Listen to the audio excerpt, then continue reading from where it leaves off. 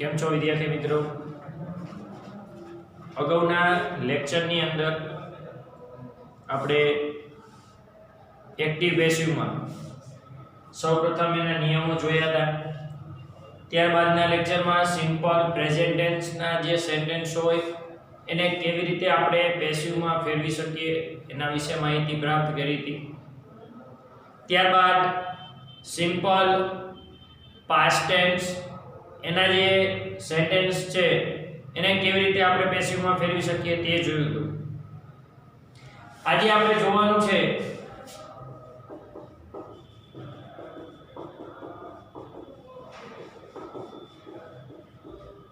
Simple future tense અને model verb.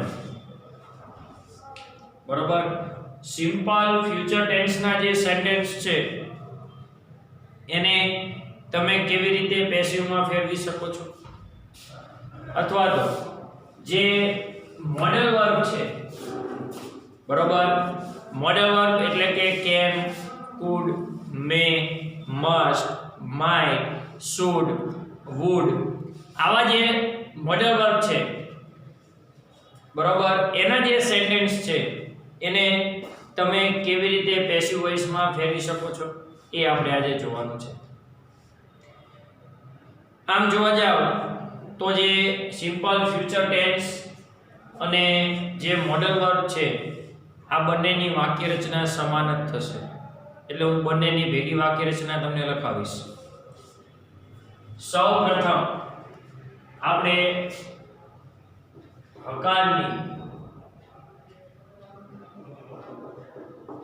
Active તથા passive વોઇસની વાક્ય રચના જોશું. સૌપ્રથમ કર્તા, પછી શેલ અથવા તો વિલ આવે અને કાં તો મોડેલ વર્બ. V1 કર્મ અને અન્ય શબ્દો. કર્તા હોય, શેલ અથવા વિલ હોય, અથવા તો મોડેલ વર્બ હોય, અથવા તો V1 આવે, કર્મ આવે, અથવા તો અન્ય શબ્દ. પેસિવ વોઇસ ની અંદર કર્મ,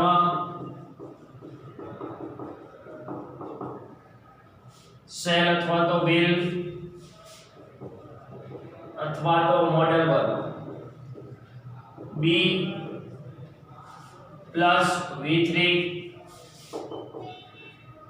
બાય કર્તા અને અન્ય શબ્દ. તો વિદ્યાર્થી મિત્રો, જ્યારે આપણે તમને ટેન્સ સમજાવ્યા ત્યારે પણ કીધું હતું કે જે આઈ અને વી છે એની સાથે શેલ આવે અને બાકી બધી જગ્યાએ વિલ આવે. બરોબર, અને ત્યારે મેં એવું પણ કીધું કે આઈ અને વી સાથે તમે વિલ મૂકી શકો છો, પણ જ્યારે પ્રશ્નાર્થ વાક્ય હોય ત્યારે ફરજિયાત તમારે આઈ અને વી ની સાથે શેલ મૂકવું પડશે. એટલે તમારું જો કર્મ આઈ અથવા વી આવે તો તમારે શેલ મૂકવાનો, અને તમારું કર્મ આઈ અથવા વી ન હોય ત્યારે વિલ મૂકવાનું. કદાચ તમે હકારના વાક્યમાં કે નકારના વાક્યના પેસિવ વોઇસમાં આઈ અને અહીંયા કર્મ આઈ અને વી હોય તમે વિલ મૂકો તો ચાલશે, પણ જો પ્રશ્નાર્થ વાક્ય હોય અને એનું પેસિવ વોઇસ કરો અને ઈ પેસિવ વોઇસ જ્યારે તમે કરતા હોય અને ઈ કર્મ પ્રશ્નાર્થ વાક્યના પેસિવ વોઇસનું કર્મ આઈ અથવા વી આવે ત્યારે કમ્પલસરી તમારે શેલ જ મૂકવું પડશે. આ બાબતનું તમે ખાસ ધ્યાન રાખજો. અને કાયું યાદ રાખી લો કે તમારું કર્મ આઈ અથવા વી આવે તો શેલ મૂકવાનું, નહીતર વિલ મૂકવાનું. બરોબર, એટલે તમારે કોઈ મૂંઝવણ ઊભી ન થાય. બીજી વસ્તુ, ઉપર વાક્ય મોડેલ વર્બનું હોય તો નીચે તમારે મોડેલ વર્બ જે આપેલું એમનામ જ મૂકી દેવાનું. ઉપર મોડેલ વર્બમાં તમને કેન આપેલું હોય તો નીચે કેન નું કેન એમનામ મૂકી દેવાનું. ઉપર વુડ હોય તો નીચે વુડ, ઉપર શુડ હોય તો નીચે શુડ. જો મોડેલ વર્બ આપેલું હોય તો મોડેલ વર્બ એમનું એમ રહેશે. ત્યારબાદ નકારની વાક્ય રચના જોઈએ. કર્તા, shall, will અથવા તો modal verb plus not V1 કર્મ અને અન્ય શબ્દ. તો પેસિવ વોઇસ માં કર્મ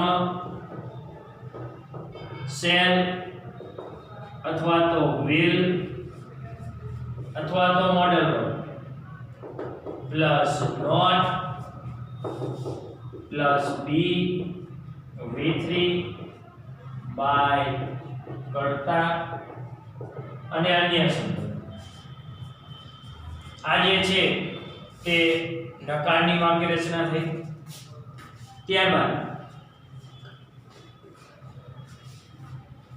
પ્રશ્નાર્થની વાક્ય રચના આપણે જોઈએ એક્ટિવ વોઇસની.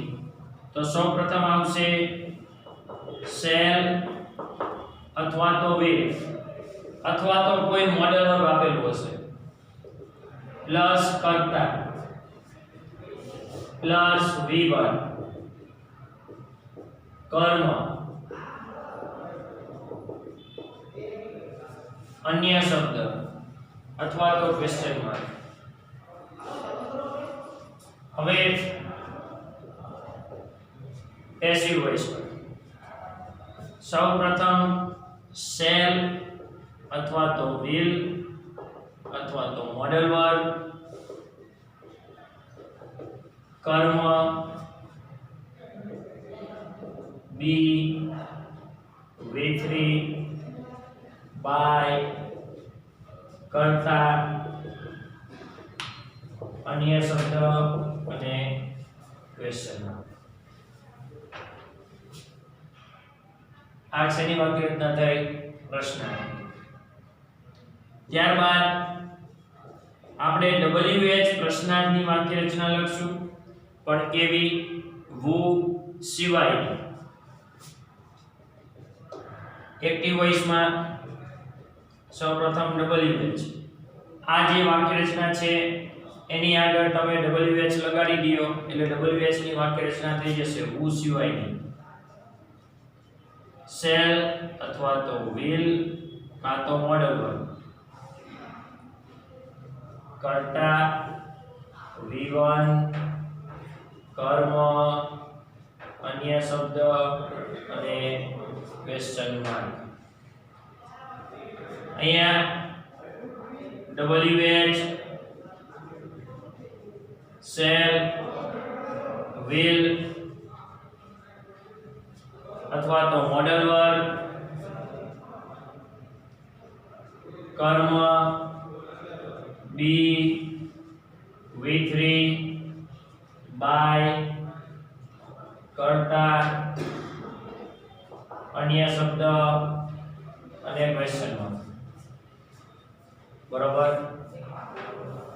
હવે આ જે ચાર વાક્ય રચના થઈ, પહેલી છે હકારની, બીજી નકાર, પ્રશ્નાર્થ અને ચોથી વાક્ય રચના થઈ વુ સિવાયની જે WH છે તે. યાદ રાખવા માટે આ એક જ વાક્ય રચના યાદ રાખો. કર્મ શેલ અથવા તો will અથવા તો modal verb be V3 by કરતા અથવા તો અન્ય શબ્દ. બરોબર. કર્મ shall will modal verb be V3 by કરતા અન્ય શબ્દ. આ એક સ્ટ્રક્ચર તમે યાદ રાખશો એટલે બધી વાક્ય રચના આવશે. આ જ વાક્ય રચનાને તમારે નકારમાં ફેરવવી હોય એટલે અહીંયા તમે નોટ મૂકી દો એટલે વાક્ય રચના તમારી નકારની થઈ જાય. હવે આ જે વાક્ય રચના છે એને પ્રશ્નાર્થમાં ફેરવી હોય તો આ જે છે શેલ will અથવા મોડેલ વર્બને આગળ લઈ લ્યો અને કર્મને પાછળ મૂકી દો. બાકી બધું જે છે ઈ એઝ ઇટ ઇઝ એમનું એમ રહેશે. એટલે તમારું જે સ્ટ્રક્ચર છે પ્રશ્નાર્થનું થઈ ગયું. પ્રશ્નાર્થનું આ સ્ટ્રક્ચર બની જાય એટલે તમારે લોકોએ જે આ પ્રશ્નાર્થનું સ્ટ્રક્ચર બન્યું એની આગળ માત્ર WH લગાડી દો. WH લાગી જશે એટલે વુ સિવાયની એટલે કે WH પ્રશ્નાર્થની વાક્ય રચના બની જશે. કોઈ ચેન્જીસ પછી કરવાના નથી. WH મૂકી દીધું. શેલ will મોડેલ વર્બ કર્તા V1 કર્મ અન્ય શબ્દ ક્વેશ્ચન માર્ક.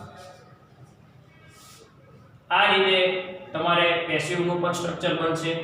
WH મૂકી દીધું, શેલ વિલ, કર્મ, બી, V3, કર્તા, અન્ય શબ્દ અને ક્વેશ્ચન માર્ક. હવે આપણે જોઈએ who ની વાક્ય રચના. બરોબર, આ જે વાક્ય રચના છે તે તમે તમારા ગ્રામરના ચોપડાની અંદર લખી લેશો.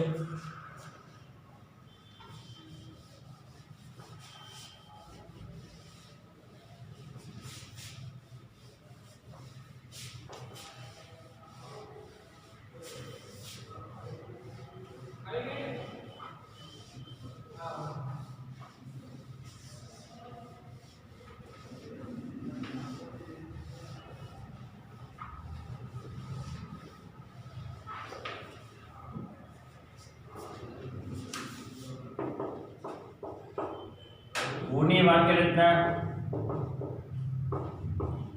who પ્લસ shall અથવા તો will અથવા તો કોઈ મોડલ વર્બ આપેલું હશે. ત્યારબાદ V1 કર્મ અન્ય શબ્દ ક્વેશ્ચન માર્ક. who વાળા સેન્ટેન્સમાં ક્યારે પણ કર્તા આવશે નહીં. હવે પેસિવ વોઇસમાં સૌથી પહેલા આવશે by whom પ્લસ shall અથવા તો will અથવા તો મોડલ વર્બ. એના પછી આવશે કર્મ, બી, V3, અન્ય શબ્દ ક્વેશ્ચન માર્ક. આ જે વાક્ય રચના છે એ શેની થઈ જશે? કે જે who ની વાક્ય રચના છે એ કમ્પ્લીટ થઈ જશે. by whom, shall will, model verb, કર્મ, બી, V3, અન્ય શબ્દ અને ક્વેશ્ચન માર્ક.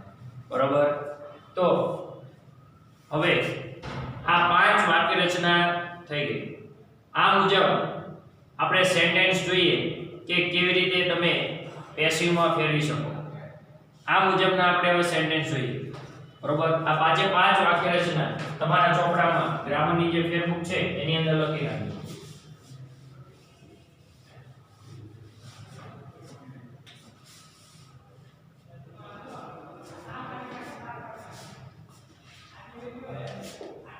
પહેલું સેન્ટેન્સ છે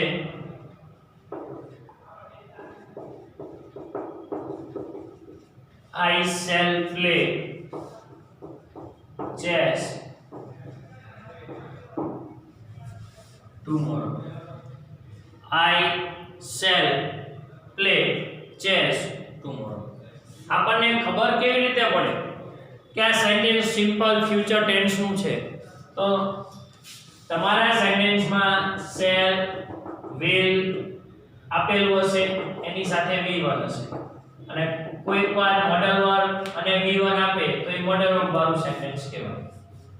shall, will પ્લસ V1 હોય તો એ સિમ્પલ ફ્યુચર ટેન્સ નું સેન્ટેન્સ કહેવાય, અને મોડલ વર્બ પ્લસ V1 હોય તો એ મોડલ વર્બ નું સેન્ટેન્સ કહેવાય. સૌપ્રથમ તમારા સેન્ટેન્સમાંથી સબ્જેક્ટ અને ઓબ્જેક્ટ એટલે કે કર્તા અને કર્મ તમારે ગોતવાના રહેશે. જે આપણે શીખવાડેલું છે કે who થી ક્રિયાપદને પ્રશ્ન પૂછો, who play chess, who will play chess, chess કોણ રમતું હશે. who થી ક્રિયાપદને પ્રશ્ન પૂછો એટલે જવાબમાં જે મળે એને કર્તા કહેવાય. what થી પ્રશ્ન પૂછો, what will play, શું રમવાની વાત છે તો chess, અને what થી પ્રશ્ન પૂછો જવાબ જે મળે એને મુખ્ય કર્મ કહેવાય. what થી તમે પ્રશ્ન પૂછો જવાબ જે મળે એને શું કહેવાય? મુખ્ય કર્મ.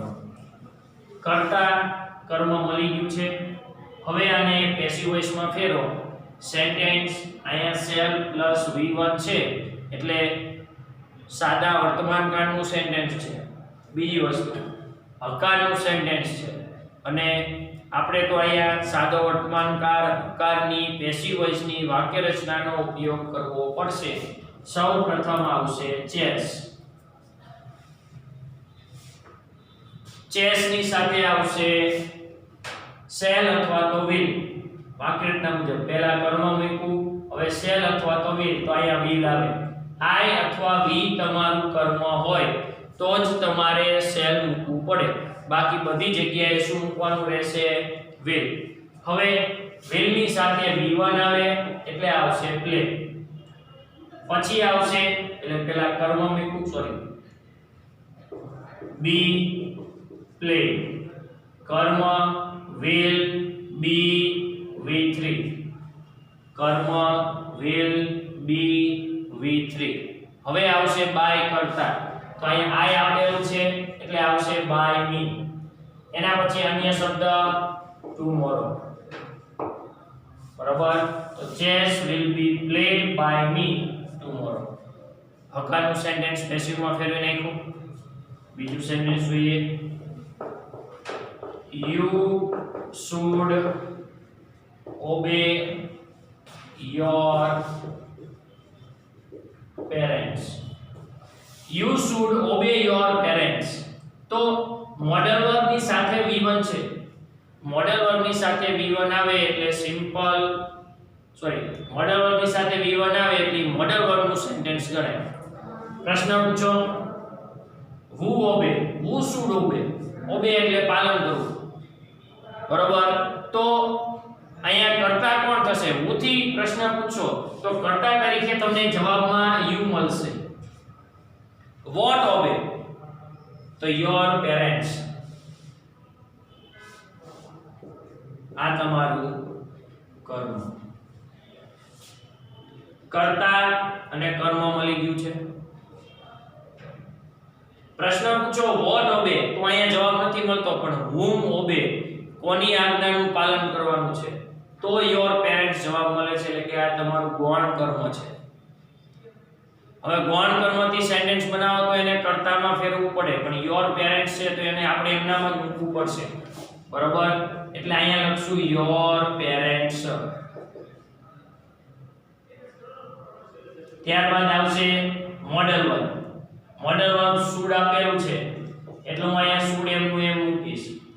પછી આવશે be v3, તો be obeyed. પછી આવશે કર્તા, તો by you. Your parents should be obeyed by you. ત્રીજું,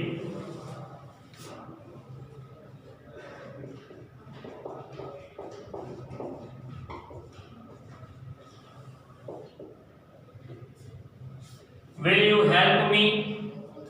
પ્રશ્નાર્થ વાક્ય છે, will પ્લસ v1 છે એટલે ખબર પડે કે આ સેન્ટેન્સ સાદા ભવિષ્યકાળનું પ્રશ્નાર્થનું વાક્ય છે.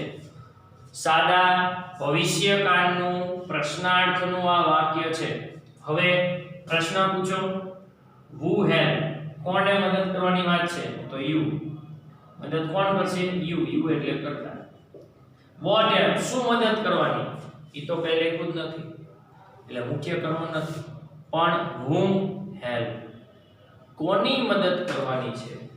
તો me. me એ whom થી પ્રશ્ન પૂછ્યો છે, જવાબ મળ્યો છે એટલે ગૌણ કર્મ. વાક્યમાં મુખ્ય કર્મ આપેલું નથી, ગૌણ કર્મ છે. તો આને આપણે પેસિવમાં ફેરવીએ તો સાદા ભવિષ્યકાળની પ્રશ્નાર્થની પેસિવ વોઇસની વાક્ય રચના સૌપ્રથમ આવશે સેલ અથવા તો વિલ. તો સેલ અથવા તો વિલ આ જે છે એનો આધાર કોની ઉપર હોય? કર્મ ઉપર હોય. હવે કર્મ શું છે? ગૌણ. તો ગૌણ કર્મનો નિયમ છે ગૌણ કર્મને કર્તામાં ફેરવવું પડે. તો ગૌણ કર્મ મીને કર્તામાં ફેરવો એટલે આઈ થાય અને આઈ સાથે સેલ આવે. પ્રશ્નાર્થ વાક્ય છે એટલે ફરજિયાત સેલ જ મૂકવું પડશે, બરોબર. એટલા માટે હું સૌપ્રથમ અહીંયા સેલ મૂકું છું. શું કામ સેલ આવ્યું? ફરીવાર સમજી લેજો કે કર્મ પેસિવ વોઇસમાં જ્યારે તમે સેન્ટેન્સ બનાવો ત્યારે કર્મ ઉપર આધારિત હોય, સેલ મૂકવું કે વિલ મૂકવું. કર્મ તમારું મી છે, હવે એ ગૌણ કર્મ છે તો એને કર્તામાં ફેરવવું પડે, પેસિવમાં ફેરવો એટલે. હવે ગૌણ કર્મને કર્તામાં ફેરવો એટલે મી નું આઈ થઈ જાય, આઈ આવે સેલ આવે, એટલા માટે મેં અહીંયા સેલ મૂકવું છે. હવે શેલ વિલ પછી આવશે કર્તા, તો કર્તા કોણ છે? સોરી, શેલ વિલ પછી આવશે કર્મ, તો મી નું કર્મ થઈ જશે આઈ, તો આઈ અહીંયા કર્મ સ્વરૂપે છે, કર્તા સ્વરૂપે નથી. પછી આવશે બી V3, તો બી helped.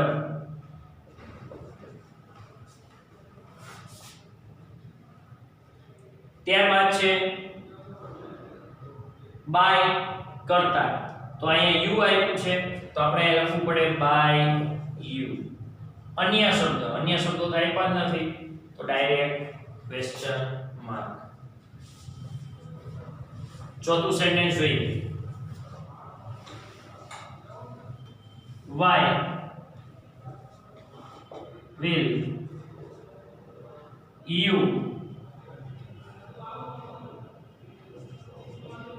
help him? Why will you help him? આ સેન્ટેન્સ જોજો. will છે, v1 છે, will અને v1 આપેલું છે, એનો મતલબ આ સેન્ટેન્સ સાદા ભવિષ્યકાળનું છે. અહીંયા વાય શબ્દ છે, વાય શબ્દ છે એટલે સાદા ભવિષ્યકાળની WH ની વાક્ય રચના આવશે. સાદા ભવિષ્યકાળની WH ની વાક્ય રચના આવશે એટલે કર્તા અને કર્મ. who થી ક્રિયાપદને પ્રશ્ન પૂછો એટલે કર્તા મળી જશે. what થી ક્રિયાપદને પ્રશ્ન પૂછો તો જવાબ નહીં મળે. what હેલ્પ, શું મદદ કરવાની, જવાબ નહીં મળે. પણ તમે whom થી ક્રિયાપદને પ્રશ્ન પૂછો, whom હેલ્પ, કોની મદદ કરવાની, himની. him એટલે શું થયું? તો કે કોણ કર્મ. વાક્યમાં કર્તા અને કર્મ મળી ગયું છે. WH પ્રશ્નાર્થની વાક્ય રચના. સૌપ્રથમ આવે WH એટલે અહીંયા આવશે y. ત્યારબાદ શું આવશે? તો કે સહાયક ક્રિયાપદ શેલ અથવા તો will. તો શેલ અને will નો આધાર કર્મ ઉપર. કર્મ તમારું અહીંયા ગૌણ છે. ગૌણ કર્મને કર્તામાં ફેરવો એટલે he થઈ જાય, તો he આરે will આવે, એટલા માટે હું અહીંયા will મૂકું છું. એના પછી આવશે કર્મ, કર્મ him, એનું he થઈ જશે. પછી આવશે be V3, તો be helped. પછી આવશે by કર્તા, તો by you, અને છેલ્લે અન્ય શબ્દ આપેલા નથી, એટલે ડાયરેક્ટ ક્વેશ્ચન માર્ક. ચાલો, તો ચાર સેન્ટેન્સ જોયા. હજી આપણે બીજા સેન્ટેન્સ જોઈએ, પણ આ ચાર સેન્ટેન્સ વ્યવસ્થિત તમારા મગજમાં બેસાડી દો. કેવી રીતે આપણે જે હકાર વાક્ય હતું, અડલ વર્ગ વાળું એક સેન્ટેન્સ છે, બરોબર, બીજા બે પ્રશ્નાર્થ વાક્ય છે, એમાં એક WH પ્રશ્નાર્થ વાળું સેન્ટેન્સ છે, કેવી રીતે આપણે પેસિવમાં ફેરવીએ છીએ. હવે હજી બીજા સેન્ટેન્સ આપણે જોઈએ.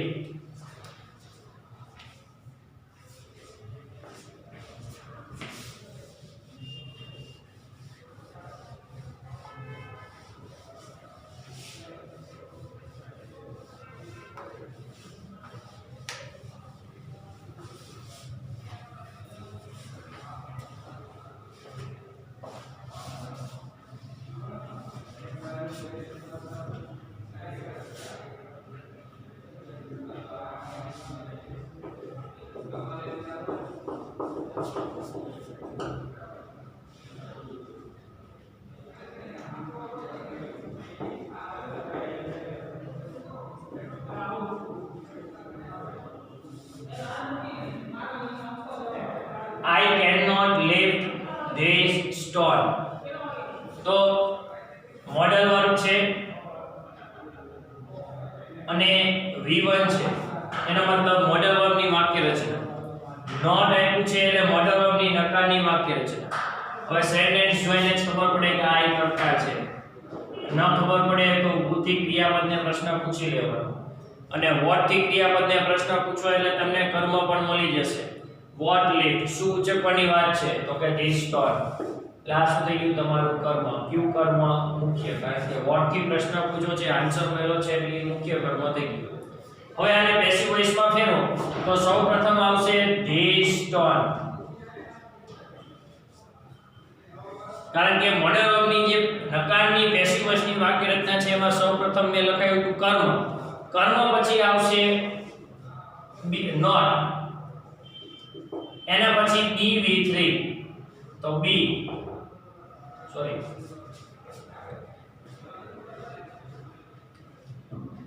કર્મ પછી મોડલ વર્બ છે can, પછી આવશે not, પછી આવશે બી V3 તો આવશે બી lifted.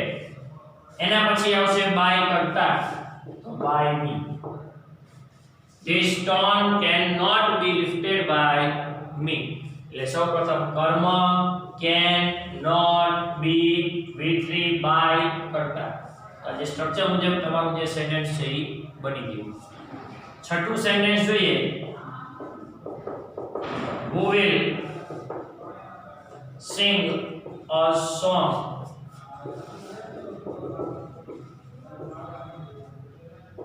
next Monday? Who will sing a song next Monday? તો will આપેલું છે V1 છે એટલે સાદા ભવિષ્યકાળની વાક્ય રચના આવશે. પણ કઈ? તો અહીંયા who આપ્યું એટલે સાદા ભવિષ્યકાળની who ની વાક્ય રચના પેસિવ હોય છે. તો કર્મ ગોતો. what sing શું ગાવાની વાત છે? તો કે song. song એટલે કર્મ, પણ what થી જવાબ મળ્યો છે એટલે મુખ્ય કર્મ. મુખ્ય કર્મ મળી ગયું છે. હવે આને આપણે પેસિવ માં ફેરવવાનું છે. who વાળા વાક્યમાં કરતા આપેલો હોય નહીં તો આપણે એને ગોતવાની જરૂર નથી. તો સૌપ્રથમ આવશે by whom. by whom પછી આવશે shall અથવા તો will. તો હવે કર્મ ઉપર આધારિત હોય. કર્મ તો song છે એટલા માટે અહીંયા will જ આવશે. પછી આવશે કર્મ a song. પછી be V3 તો be sung. પછી આવશે by કરતા તો આમાં આવશે નહીં કારણ કે who વાળું વાક્ય છે. અન્ય શબ્દ છે next Monday. અને છેલ્લે question mark. by whom will a song be sung next Monday? એના પછીનું સેન્ટેન્સ હજી એક જોઈએ આપણે.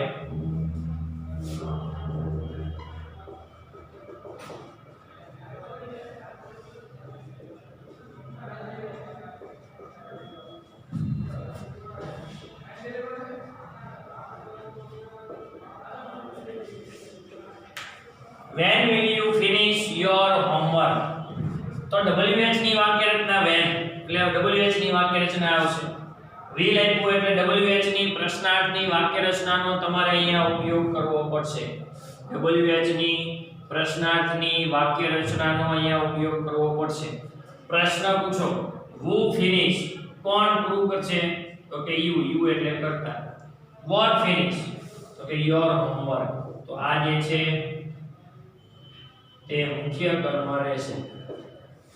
હવે પેસિવ વોઇસ માં ફેરવવું પડશે. સૌથી પહેલા WH આવશે when. પછી તો કે આવશે shall અથવા will. તો shall અથવા will નો આધાર કર્મ ઉપર. કર્મ છે your homework એટલે will આવશે. એના પછી આવશે કર્મ છે your homework. પછી આવશે be V3 તો be finished. પછી આવશે by કરતા તો by you. અને છેલ્લે આવશે question mark. અન્ય શબ્દ નથી ડાયરેક્ટ question mark. બરોબર. when will your homework be finished by you? ત્યારબાદ આઠમું સેન્ટેન્સ જોઈએ આપણે. Mohan will give you his book tomorrow. ખાસ ધ્યાન આપજો. Mohan will give you his book tomorrow. પ્રશ્ન પૂછો who give કોણ આપશે? તો કે મોહન એટલે કરતા. what give શું આપશે? શું આપશે? તો કે his book એટલે મુખ્ય કર્મ. whom give કોને આપશે? તો કે તને એટલે you એટલે ગૌણ કર્મ. તો તમારા વાક્યમાં કરતા ગૌણ કર્મ અને મુખ્ય કર્મ આપેલા છે. ટૂંકમાં આ સેન્ટેન્સમાં બંને કર્મ આપેલા છે. તો તમને નિયમ લખાવેલો છે. બરોબર. અને પહેલી વસ્તુ મેં એ પણ કીધેલી છે કે જ્યારે બે કર્મ એક સેન્ટેન્સમાં આપેલા હોય ત્યારે તમને જે યોગ્ય લાગે એ કર્મથી તમારે સેન્ટેન્સ બનાવવાનું રહેશે. એટલે એક્ઝામમાં કોઈ પણ એક જ કર્મથી સેન્ટેન્સ બનાવજો. જ્યારે તમારા સેન્ટેન્સમાં બે કર્મ આપેલા હોય ત્યારે એક્ઝામમાં કોઈ પણ એક જ સેન્ટેન્સથી એક જ કર્મથી સેન્ટેન્સ બનાવજો. આપણે પહેલા મુખ્ય કર્મથી બનાવીએ. વાક્ય રચનામાં કોઈ પણ પ્રકારનો ફેરફાર નહીં. હકારની પેસિવ વોઇસની સૌ પ્રથમ કર્મ છે હિઝ બુક, પછી શેલ અથવા વિલ, તો આ કર્મ ઉપર આધારિત છે એટલે વિલ. પછી બી V3 તો આવશે બી ગિવન. એના પછી બાય કરતા આપેલા હોય તો મેં કીધું છે જ્યારે બે કર્મ હોય ત્યારે V3 પછી વધારાનું કર્મ મૂકવું. કારણ કે જો આપણે V3 પછી બાય કરતા જ મૂકી છે દરેકમાં, બરોબર. અહીંયા જે સેન્ટેન્સ છે V3 પછી બાય કરતા જ મૂકી છે આપણે, પણ જ્યારે બે કર્મ આપ્યા હોય ત્યારે V3 પછી વધારાનું કર્મ મૂકવાનું. હવે વધારાનું જે કર્મ છે એ ગૌણ છે, તો ગૌણ કર્મની પહેલા ટુ લાગે. આવો નિયમ છે કે જો તમે મુખ્ય કર્મથી સેન્ટેન્સ બનાવો તો ગૌણ કર્મ પહેલા તમારે ટુ લગાડવું પડે. તો અહીંયા ગૌણ કર્મ યુ છે તેની આગળ ટુ લગાડવું પડે એટલે ટુ યુ. હવે મૂકી દેવાનું બાય કરતા, તો બાય મોહન. અને અન્ય શબ્દ tomorrow. His book will be given to you by Mohan tomorrow. હવે ગૌણ કર્મથી સેન્ટેન્સ બનાવો તો ગૌણ કર્મથી બનાવો એટલે ગૌણ કર્મને કર્તામાં ફેરવવા પડે, આવો નિયમ કીધો છે. તો ગૌણ કર્મને તમે કર્તામાં ફેરવો એટલે યુ નું કર્તા યુ જ થાય. યુ આરે will આવે, પછી બી V3 તો બી ગિવન. હવે V3 પછી બાય કરતા નહીં મૂકવાના, વધારાનું કર્મ. વધારાનું કર્મ શું છે? મુખ્ય. તો મુખ્ય કર્મને એમ નામ જ મુકાય, એની આગળ ટુ લાગે કે આવું કંઈ મેં કીધું નથી, એટલે એવો કોઈ નિયમ લખાવેલો પણ નથી. તો V3 પછી વધારાનું કર્મ મૂકી દો. વધારાનું અહીંયા કર્મ મુખ્ય છે કારણ કે આપણે ગૌણ કર્મથી તો સેન્ટેન્સ બનાવીએ છીએ. હવે આવશે બાય કરતા, તો બાય મોહન. અને અન્ય શબ્દ ટુમોરો. તો જે મુખ્ય કર્મથી સેન્ટેન્સ હતું એ શું બન્યું? His book will be given to you by Mohan tomorrow. અને જે ગૌણ કર્મથી સેન્ટેન્સ હતું એ શું બન્યું? તો you will be given his book by Mohan tomorrow. તો આ જે પહેલું સેન્ટેન્સ છે એ આપણે મુખ્ય કર્મથી બનાવ્યું, અને બીજું જે સેન્ટેન્સ છે તેને આપણે ગૌણ કર્મથી બનાવ્યું, બરોબર. તો